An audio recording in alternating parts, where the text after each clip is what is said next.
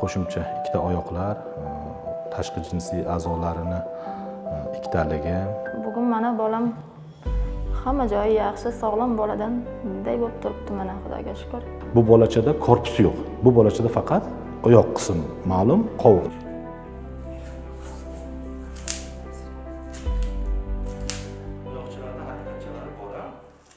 Joriy yilning 28-aprel kuni Surxondaryo viloyatida 4 ta oyog'i va 2 ta jinsiy a'zosi bo'lgan o'g'il chaqaloq dunyoga kelgan va shifokorlar tavsiyasi bilan ushbu chaqaloq Samarqand viloyati bolalar ko'p tarmoqli tibbiyot markaziga tez tibbiy yordam mashinasida yuborilgan. Bugungi kunda ushbu chaqaloqning ahvoli qanday? Darakchi.uz mavzuni to'liq o'rganish maqsadida tibbiyot markaziga keldi. Surxondaryolik 30 yoshli ayol farzandi tug'ilmaguncha bolada bunday jiddiy o'zgarishlar borligini bilmagan. Bu 3-farzandim. Kattasi 6 da, kichkinasi 4 ga. 2 ta bolam bor. Bir o'g'il, bir qizim bor.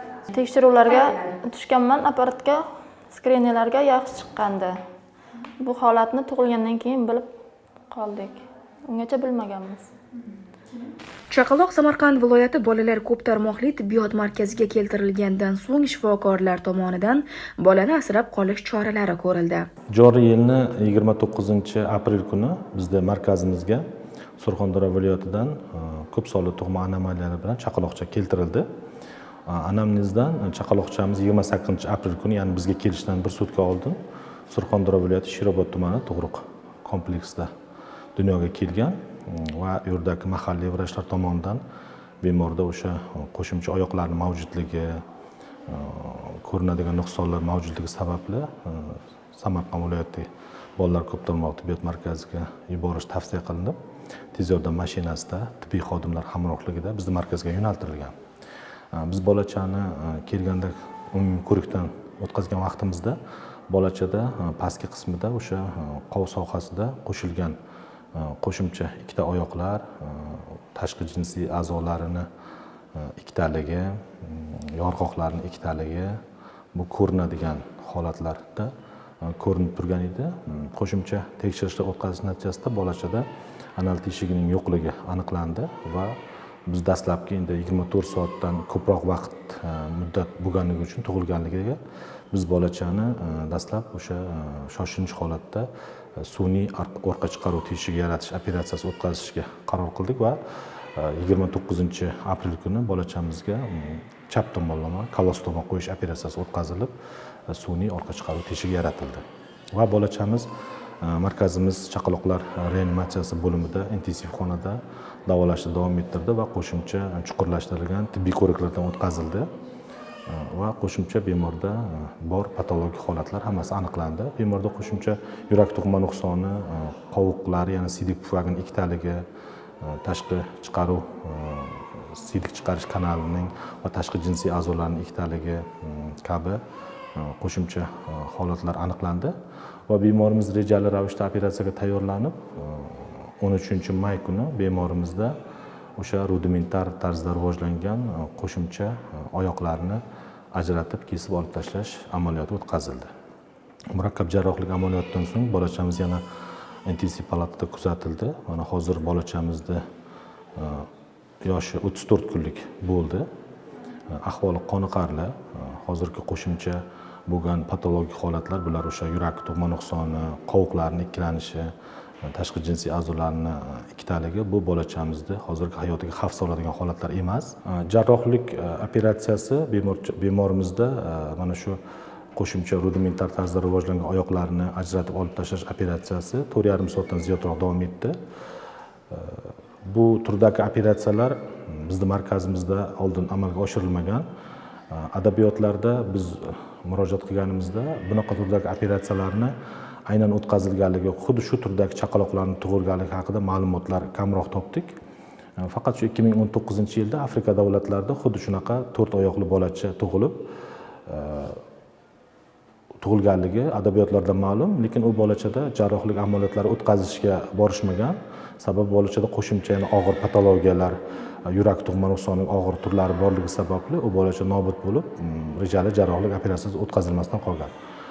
Undan boshqa biz aynan mana shu turdagi jarrohlik amaliyotlari o'tkazilgan holatlarni topmadik. Shu sababli bu bolachamizda jarrohlik amaliyotlarini o'tkazishda juda ham ko'p adabiyotlarga murojaat qildik, juda ham ko'p o'zimizni respublikamizdagi, chet davlatdagi biz bilan hamkorlik qiladigan olimlarga murojaat qildik, ularning fikrlarini eshitdik va ularning fikrlari asosida chuqurlashtirilgan tibbiy ko'riklardan so'ng bemor bolachamizga o'sha oyoqlarni olib tashlash, rudimentar oyoqlarni olib tashlash jarrohlik amaliyotini o'tkazdik. Siyam egizak bo'lsa, boshlari ikkita, qo'llari ikkita bo'ladi, ular qo'shilgan bo'ladi. Tana a'zolari qo'shilgan bo'ladi, lekin albatta siyam egizaklarda bosh bo'lishi kerak.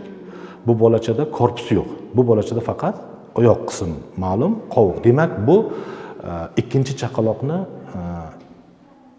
kichik chanoq a'zolarining pastki qismlarini rivojlanganligi, yuqori qismlarini o'sha endi bizda embriogenez deydi. Mana homiladorligini 3 oylik vaqtigacha bo'lgan holatda organlar rivojlanadi.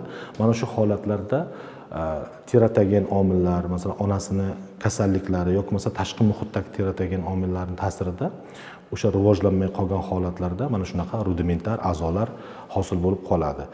Bizda holatimizda ham bemorimizning onasida 3 oyligigacha o'tkir respirator virusli infeksiya kasalliklari bo'lgan, homiladorligi anemiya fonida kechgan, bir necha marta ambulator tarzda va statsionar onamiz davo muolajalarini olgan.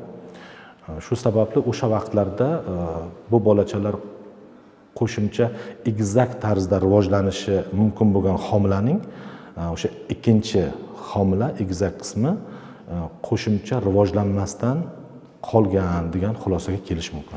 Bugun bolakay shifokorlar tomonidan jiddiy nazorat ostida ko'rsatilayotgan tibbiy yordamlar natijasida unda bugun hayotga xavf soluvchi darajadagi muammolar yo'q. Hozir 1 kilodan ziyodroq vazn qo'shdi bolachamiz. Ona suti bilan ovqatlanishga o'tkazyapmiz. Dastlabki davrlarda qo'shimcha ovqatlanishda edi.